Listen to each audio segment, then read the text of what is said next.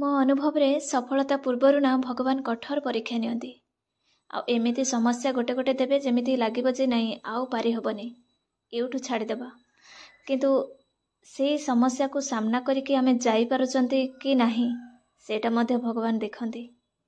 ଆଉ ଆକ୍ଚୁଆଲି ଭଗବାନ ସମସ୍ୟା ଦିଅନ୍ତି ଏଇଥିପାଇଁ ଯେ ତୁମେ ବିଚ୍ୟୁତି ହେଇଯାଅ, ତୁମେ ଲକ୍ଷ୍ୟଭ୍ରଷ୍ଟ ହେଇଯାଅ, ସେଥିପାଇଁ ନୁହଁ।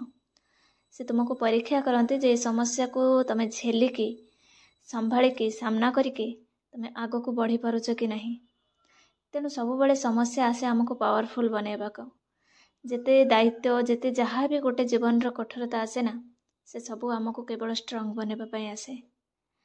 ତ ଫ୍ରେଣ୍ଡସ୍, ଆଜି ଶ୍ରୀକୃଷ୍ଣଙ୍କର ଜନ୍ମାଷ୍ଟମୀରେ ଆପଣ ସମସ୍ତଙ୍କୁ ବହୁତ ଶୁଭେଚ୍ଛା। ଆଉ ଶ୍ରୀକୃଷ୍ଣଙ୍କର ଦୟା କୃପା ସମସ୍ତଙ୍କ ଉପରେ ଥାଉ, ଏତିକି କାମନା। ତ ଫ୍ରେଣ୍ଡସ୍, ମୁଁ ସ୍ମିତା ଆଜି ଆପଣଙ୍କୁ ସ୍ୱାଗତ କରୁଛି ଆଉ ଗୋଟେ ଷ୍ଟଡି ବ୍ଲଗ୍ରେ। ତ ଫ୍ରେଣ୍ଡସ୍, ସକାଳ ମୋର ଆରମ୍ଭ ହୋଇଥିଲା 5টাରେ। ତ ସେହି ହିସାବରେ ମୋର ଯାହା ମର୍ଣ୍ଣିଂ ରିଚୁଆଲ୍ସ ଥିଲା ତାକୁ ସବୁ କମ୍ପ୍ଲିଟ୍ କଲା ପରେ, ସବୁ କିଛି କାମ ସାରିଲା ପରେ, ଏମିତିକି ମୋର ଯାହା ସକାଳୁ ହ୍ୟାବିଟ୍ସ ଯେଉଁଟା ସେଗୁଡ଼ା ସବୁ କମ୍ପ୍ଲିଟ୍ କଲା ପରେ ମୁଁ ବର୍ତ୍ତମାନ ରୋଷେଇବାସ କରୁଛି। ଏଣ୍ଡ ରୋଷେଇ ସରିଲା ପରେ ମୁଁ ସେକେଣ୍ଡ ହାଫ୍ଟାରୁ ଆପଣମାନେ ଯେଉଁମାନେ ରେଗୁଲାର ଆପଣ ଜାଣିଛନ୍ତି, ମୁଁ ସେକେଣ୍ଡ ହାଫ୍କୁ ବେଶୀ ହିଁ ସେଇ ସମୟଟାକୁ ୟୁଟିଲାଇଜ୍ କରେ। ଆଉ ରାତି ପର୍ଯ୍ୟନ୍ତ ସକାଳେ ମୁଁ ଟିକେ ବହୁତ ଜାମ୍ ରହିଯାଏ। ତ ଆଜି ଫ୍ରେଣ୍ଡସ୍ ଯେତିକି ଯାହା କମ୍ପ୍ଲିଟ୍ କଲା ପରେ କାମ, ମୁଁ ବର୍ତ୍ତମାନ ରୋଷେଇ ସାରିବି। ରୋଷେଇ ସାରିଲା ପରେ ମୁଁ ଯିବି ମୋର ପଢ଼ିବାକୁ। ପୁରା ଆଜି 3ଟାରୁ ପ୍ରାୟ ମୋର 3ଟା ପୂର୍ବରୁ ମୋର ଆଜି କାମ ପ୍ରାୟ ସରିଯିବ। ତେଣୁ ମୁଁ ସେଇ ସମୟ ପାଖରୁ ମୁଁ ପୁରା ରାତି ପର୍ଯ୍ୟନ୍ତ ମୋର ଆଜି ଷ୍ଟଡି ରହିଛି। ତ ଫ୍ରେଣ୍ଡସ୍, ଆପଣମାନଙ୍କ ସହିତ ଆଜି ଗୋଟେ ଇମ୍ପୋର୍ଟାଣ୍ଟ କଥା ସେୟାର କରିବାର ଅଛି। ମ୍ୟାରେଜ୍ର ମୋର 5 ବର୍ଷ ହେଇଯାଇଛି। ତେଣୁକରି ମ୍ୟାରେଜ୍ ଉପରେ ଏତେ ଗୋଟେ ଅନୁଭବ ଡିପ୍ଲି ଆସିଯାଇଛି ଯେଉଁଟାକି ଯେଉଁମାନେ ଆପଣ ମ୍ୟାରେଜ୍ କରିନାହାନ୍ତି, ଆଉ ମ୍ୟାରେଜ୍ର ଡିସିସନ୍ ଗୋଟେ ବହୁତ ମାନେ ଯେଉଁଟା ଲାଇଫ୍ର ସବୁଠାରୁ ଗୋଟେ ବଡ଼ ଡିସିସନ୍ ହେଉଛି ମ୍ୟାରେଜ୍। ତ ଏ ବିଷୟରେ ମୁଁ ଚାହିଁଲି ଆପଣଙ୍କ ସହିତ କିଛି ସେୟାର କରିବାକୁ, କାହିଁକି ନା 80% ମୋର ଭିଉଅର୍ସ ଯେଉଁମାନେ ଆପଣ ଅଛନ୍ତି ସମସ୍ତେ ହେଲେ ଓମେନ୍, ଯେଉଁମାନେ ମ୍ୟାରେଜ୍ କରିଛନ୍ତି ବା ମ୍ୟାରେଜ୍ କରିନାହାନ୍ତି। ତେଣୁକରି ମୁଁ ଚାହିଁଲି ଯେ ଏଇ ସମସ୍ୟାଟା ସମସ୍ତଙ୍କର ଅଛି। ଆଉ ମ୍ୟାରେଜ୍ ଉପରେ ଗୋଟେ ଡିସିସନ୍ ନେବା ସତରେ ଟୁ ମଚ୍ ଡିଫିକଲ୍ଟ। ଆଉ ଆକ୍ଚୁଆଲି ମ୍ୟାରେଜ୍ଟା କେତେ ଇମ୍ପୋର୍ଟାଣ୍ଟ ଲାଇଫ୍ ପାଇଁ, ବା ଜବ୍ଟା ବି କେତେ ଇମ୍ପୋର୍ଟାଣ୍ଟ ଲାଇଫ୍ ପାଇଁ, ଏ ସବୁର ଗୋଟେ ମୋର ଅନୁଭବ ଯାହା ଅନୁଭୂତି ଯାହା ରହିଛି ମୁଁ ଆପଣଙ୍କ ସହିତ ସେୟାର କରୁଛି। ଆଉ ମୁଁ ଏଇଟା ସିଓର ଯେ ଆପଣଙ୍କୁ ନିଶ୍ଚିତ ଭିଡ଼ିଓଟି କାମରେ ଲାଗିବ। ଏଇଥିପାଇଁ ଏ ଟପିକ୍ଟି ମୋ ମାଇଣ୍ଡକୁ ଆସିଲା। ଗୋଟେ କମେଣ୍ଟ ଆସିଥିଲା ଯେ ଦିଦି, ଯଦି ଏତେ ପଢ଼ାକୁ ପ୍ରୋବ୍ଲେମ୍ ହେଉଛି ତାହେଲେ କାହିଁକି ଲେଟ୍ରେ ମ୍ୟାରେଜ୍ କଲନି?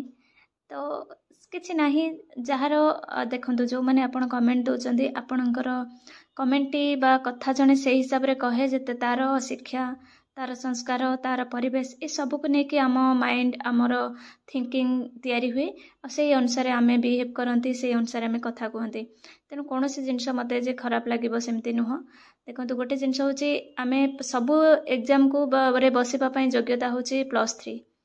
ଆପଣ OPSCରେ ବି ବସନ୍ତୁ, ଆପଣଙ୍କୁ ମିନିମମ୍ କ୍ୱାଲିଫିକେସନ୍ +3। କିନ୍ତୁ ଆପଣ ଯଦି ଲେକ୍ଚର ହେବାକୁ ଚାହୁଁଛନ୍ତି ସେଠି ଆପଣ +3ରେ ଚଳିବନି। ତେଣୁ ଆପଣଙ୍କୁ ମାଷ୍ଟର ଡିଗ୍ରୀ କରିବାକୁ ପଡ଼ିବ, MPhil କରିବାକୁ ପଡ଼ିବ, ତା ଭିତରେ ପୁଣି ନେଟ୍ କ୍ଲିୟର କରିବାକୁ ପଡ଼ିବ। ଏମିତି ତାର ପ୍ରୋସେସଟା ହେଉଛି ଗୋଟେ ଲଙ୍ଗ୍ ଟର୍ମ, ମାନେ ଟୁ ମଚ୍, ମାନେ ବହୁତ ଲମ୍ବା ସମୟର ଗୋଟେ ପ୍ରିପାରେସନ୍ ମାଗେ ସେଇଟା। ତ କାହାକୁ ବି ଜଲ୍ଦି ଜବ୍ ମିଳିଯାଏ, କାହାକୁ ବି ଡେରିରେ ହୁଏ। ତେଣୁ ସେଇ ହିସାବରେ ଜଣେ ଯେତେବେଳେ, ଆମେ ସମସ୍ତେ ଗୋଟେ ମିଡ଼ିଲ୍ କ୍ଲାସ୍ ଫ୍ୟାମିଲିର ବିଲଙ୍ଗସ୍ କରନ୍ତି, ମିଡ଼ିଲ୍ କାହିଁକି ଆହୁରି ତାଠାରୁ କମ୍ କହିଲେ ବି ଚଳିବ। ତ ସେଠି ଯଦି ସାନ ଭଉଣୀଟେ ଥିବ କି ବାପା ମାଙ୍କର କିଛି ପ୍ରୋବ୍ଲେମ୍ସ ଥିବ, ସେମାନେ ଚାହିଁବେ ଯେ ଝିଅଟିକୁ ମ୍ୟାରେଜ୍ କରିଦେଲେ ସେମାନେ ହାଲକା ହେଇଯିବେ।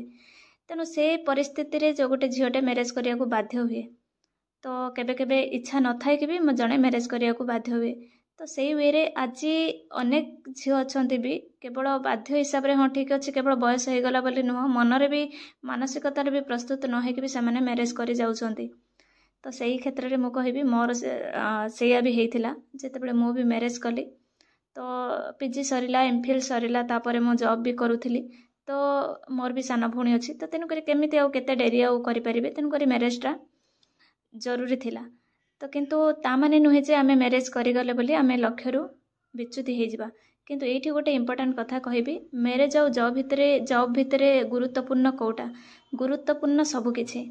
ଆମ ପାଇଁ ମ୍ୟାରେଜ୍ ବି ଆବଶ୍ୟକ, ଜବ୍ ବି ଆବଶ୍ୟକ। କିନ୍ତୁ ହଁ, ପରିସ୍ଥିତି ଅନୁସାରେ ଆମେ କେଉଁ ଡିସିସନ୍ ନେବା ସେଇଟା ହେଉଛି ଆମ ଉପରେ ନିର୍ଭର କରେ। ଯଦି ଆମକୁ କେବେ କେବେ ଗୋଟେ ଝିଅ ଅଛନ୍ତି ଯେଉଁମାନେ ଶାଶୁଘରକୁ ଗଲା ପରେ ସେମାନେ ହିଁ ବହୁତ ମାନେ ଭଲ ତାଙ୍କ କ୍ୟାରିୟର ବି ବିଲ୍ଡ ହେଇପାରେ। କିନ୍ତୁ ଆଉ ଗୋଟେ ଗୋଟେ ଝିଅ ଅଛନ୍ତି ତାଙ୍କର ଶାଶୁଘରେ କ୍ୟାରିୟରଟା ପୁରା ସ୍ପଏଲ୍ ହେଇଯାଏ। ସେଟା ପରିସ୍ଥିତି ଉପରେ ନିର୍ଭର କରେ, ତା ସହିତ ଆମେ ସେ ପରିସ୍ଥିତିକୁ କେମିତି ଟ୍ୟାକଲ୍ କରିକି ଆଗକୁ ବଢ଼ି ପାରୁଛନ୍ତି କି ନାହିଁ ସେଇଟା ଉପରେ ନିର୍ଭର କରେ। କିନ୍ତୁ ସବୁଠାରୁ ଯେଉଁଟା ଇମ୍ପୋର୍ଟାଣ୍ଟ କଥା ହେଉଛି, ଯଦି ବି ସେମିତି କେସେସ୍ ଆସୁଛି ଯେ ନିହାତି ମ୍ୟାରେଜ୍ ଆବଶ୍ୟକ ହେଉଛି, ତାହେଲେ ମ୍ୟାରେଜ୍ କରିବା ଦରକାର। ଆଉ କିନ୍ତୁ ଏଇଟା ଭୁଲିବା ଉଚିତ ନୁହଁ ଯେ ମୁଁ ମ୍ୟାରେଜ୍ କରୁଛି ସତ, କିନ୍ତୁ ମୁଁ ମୋ ଲକ୍ଷ୍ୟରୁ କେବେ ବିଚ୍ୟୁତି ହେବେନି। ଯେଉଁ ପରିସ୍ଥିତି ପରିବେଶ ଯେଉଁ ମଣିଷ ଆସନ୍ତୁ ନା କାହିଁକି, ମୁଁ ସବୁବେଳେ ମୋ ଲକ୍ଷ୍ୟକୁ ପ୍ରାୟୋରିଟି ଦେବି। ଏଇଟା ଗୋଟେ ନିଜର ମାଇଣ୍ଡସେଟ୍ ଷ୍ଟ୍ରଙ୍ଗ ରହିବା ଦରକାର। ତ ଏଇଟା ହେଲେ ଯଦି ବି ମ୍ୟାରେଜ୍ କରୁଛନ୍ତି ତାହେଲେ ଟିକେ ହୁଏତ ଲେଟ୍ ହେଇଯାଇପାରେ, କାହିଁକି ନା ମ୍ୟାରେଜ୍ ପରର ଲାଇଫ୍ଟା ମାନେ କ'ଣ ଯେ ସେଟା ମୁଁ ଆଉ କହିପାରିବିନି, କେତେ 90 ଡିଗ୍ରୀରେ ଆପଣଙ୍କର ଚେଞ୍ଜ ହେବ। ମୁଁ କେବଳ 10% ଯଦି ହୁଏତ ଟିକେ ଯାହା ଆପଣ ସେୟା ରହିବେ, କିନ୍ତୁ 90ରୁ 95 98% ବରଂ କହିବି ମୁଁ ପୁରା ଲାଇଫ୍ର ଗୋଟେ ଝିଅର ଲାଇଫ୍ କଥା ମୁଁ କହୁଛି ପୁରା ଚେଞ୍ଜ ହେଇଯିବ। ତେଣୁ ତାକୁ ସବୁ ବାଲାନ୍ସ କରିକି ଆପଣଙ୍କ ଲକ୍ଷ୍ୟକୁ କେମିତି ସମୟ ଦେବେ ସେଟା ନିଜର ଶକ୍ତି ସାମର୍ଥ୍ୟ ଉପରେ ନିର୍ଭର କରେ। ତେଣୁ ସେଇ ହିସାବରେ ଜବ୍ ବି ଇମ୍ପୋର୍ଟାଣ୍ଟ, ମ୍ୟାରେଜ୍ ବି ଇମ୍ପୋର୍ଟାଣ୍ଟ। କିନ୍ତୁ ହଁ, ଯଦି ସ୍କିପ୍ କରି ହେଉଛି ମ୍ୟାରେଜ୍କୁ, ଘରେ କିଛି ସମସ୍ୟା ନାହିଁ, ରହିଲେ ଚଳିବ, କିନ୍ତୁ ସେ କ୍ଷେତ୍ରରେ ଆପଣ ସ୍କିପ୍ କରିକି ଆପଣଙ୍କ କ୍ୟାରିୟରକୁ ସମୟ ଦେଇପାରିବେ। କିନ୍ତୁ ସବୁଠାରୁ ବେଟର୍ ହେଉଛି ଏଇଆ ଯେ ଯେତେବେଳେ ମ୍ୟାରେଜ୍ ପୂର୍ବରୁ ଯଦି ଜଣେ ଜବ୍ କରିଯାଉଛି ତା ଲାଇଫ୍ଟା ଟିକେ ସିକ୍ୟୁର୍ ଥାଏ ଆଉ ବହୁତ କିଛି ଭଲ ଥାଏ। ମାନେ ଶାଶୁଘରର ଯେଉଁଠି ବି ଯେଉଁ ଫ୍ୟାମିଲିରେ ଗଲେ ବି ସୁଦ୍ଧା ସେଠି ଗୋଟେ ଏନ୍ଭାରମେଣ୍ଟ ହେଲା, ତା ପ୍ରତି ଗୋଟେ ସମ୍ମାନବୋଧ କଥା ହେଲା, ସବୁ କିଛିରେ ପଜିଟିଭ୍ ଜିନିଷ ଥାଏ ବିଫୋର୍ ମ୍ୟାରେଜ୍ ଜବ୍ଟେ କରିବା। ତେଣୁ ଆପଣ ଆପଣଙ୍କର ପରିସ୍ଥିତି ଅନୁସାରେ ଯେମିତି ସୁଇଟେବୁଲ୍ ହେଉଛି ସେ ଜିନିଷଟାକୁ କରନ୍ତୁ। ମ୍ୟାରେଜ୍ ଯଦି ଜରୁରୀ ହେଉଛି ମ୍ୟାରେଜ୍ କରନ୍ତୁ, କିନ୍ତୁ ଯଦି ସ୍କିପ୍ କରି ହେଉଛି ବି ସ୍କିପ୍ କରିକି ଆପଣ କ୍ୟାରିୟରରେ ଫୋକସ୍ କରନ୍ତୁ। କିନ୍ତୁ ଏଇଟା ହେଉଛି ସବୁଠାରୁ ବଡ଼ ଶିକ୍ଷା ଯେ ଆମେ ଯେଉଁ ପରିସ୍ଥିତି, ଯେଉଁ ପରିବେଶ, ଯେଉଁ ସ୍ଥିତିରେ ଥାଉ ନା କାହିଁକି, ଆମେ ଆମ ଲକ୍ଷ୍ୟରୁ ବିଚ୍ୟୁତି ହେବା ଉଚିତ ନୁହଁ। ଏଇଟା ଯଦି ଜଣେ ମାଇଣ୍ଡରେ ରଖିବ, ସେ ଯେ ସମୟରେ ହେଲେ ବି କେବେ ନା କେବେ ସେ ନିଶ୍ଚିତ ଉପରକୁ ଉଠିବ ଆଉ ତା କ୍ୟାରିୟରରେ କିଛି ନା କିଛି ସେ ହାସିଲ କରିବ। ହଁ, କିନ୍ତୁ ଗୋଟେ ସବୁଠାରୁ ଇମ୍ପୋର୍ଟାଣ୍ଟ କଥା କହିବି ଯେ ଆପଣ ମ୍ୟାରେଜଟାକୁ ଏତେ ବି ଡିଲେ କରନ୍ତୁନି ଯେଉଁଥିରେ ଆପଣ ବହୁତ ସଫଳତା ପାଇଥିଲେ ମଧ୍ୟ ଆପଣଙ୍କର ଫ୍ୟାମିଲିଟି ଆଉ ନଥିବ। ତେଣୁ ସେଟାକୁ ମଧ୍ୟ ଗୁରୁତ୍ୱ ଦିଅନ୍ତୁ। ଯେତିକି ମିନିମମ୍ ଏଜ୍ ପର୍ଯ୍ୟନ୍ତ ଆପଣ ଗୋଟେ ଟ୍ରାଏ କରନ୍ତୁ, ଯଦି ନ ହେଉଛି ତାହେଲେ ମ୍ୟାରେଜଟାକୁ ଆପଣ ମ୍ୟାରେଜ୍ କରନ୍ତୁ। ଆଉ କିନ୍ତୁ ମ୍ୟାରେଜ୍ ପରେ ଆପଣ ଲକ୍ଷ୍ୟ ପ୍ରତି ସବୁବେଳେ ଅଟଳ ରହିବେ। ଏଇସବୁ ଜିନିଷ ପ୍ରତି ଆପଣ ଧ୍ୟାନ ଦେଇକି ଆପଣଙ୍କ କ୍ୟାରିୟରକୁ ଆଗକୁ ନେଇପାରିବେ। କାହିଁକି ନା ଆପଣ ଯେତେ ସଫଳତାର ପାହାଡ଼ ଉପରେ ଠିଆ ହେଇଥିଲେ ବି ଯଦି ଫ୍ୟାମିଲି ନାହିଁ ବା ଫ୍ୟାମିଲି ଡିଷ୍ଟର୍ବ ରହିଛି, ତ ସେ ସଫଳତା କେଉଁ କାମକୁ ହେବନି। ଏତେ ମାନସିକ ଅଶାନ୍ତି ଭିତରେ ରହିବେ ଯେଉଁଠିକି ସେ ସଫଳତା ପରି ଲାଗିବନି। ତ ଏଇ ଥିଲା ଆଜିର ମୋ ଅନୁଭୂତିରେ ଆପଣଙ୍କ ସହିତ କିଛି ସେୟାରିଂ କଲି ମୁଁ।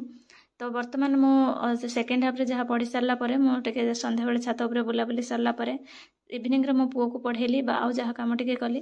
ବର୍ତ୍ତମାନ ରାତିରେ ହେଉଛି ଲଞ୍ଚ ପରେ ମୁଁ ଡିନର ପରେ ମୁଁ ହେଉଛି ବର୍ତ୍ତମାନ ପଢ଼ୁଛି। ଆଉ ତାକୁ କହିଲି ଶୋଇବାକୁ, ସେ ଶୋଇଲାନି ଯେହେତୁ ସେ ତେଣୁକରି କଲର୍ କରୁଛି। ମୁଁ ଏପଟରେ ମୋର ପଢ଼ାକୁ 1 ଘଣ୍ଟା ମୁଁ ରିଭିଜନ୍ କରିସାରିଲା ପରେ ମୁଁ ଶୋଇବି।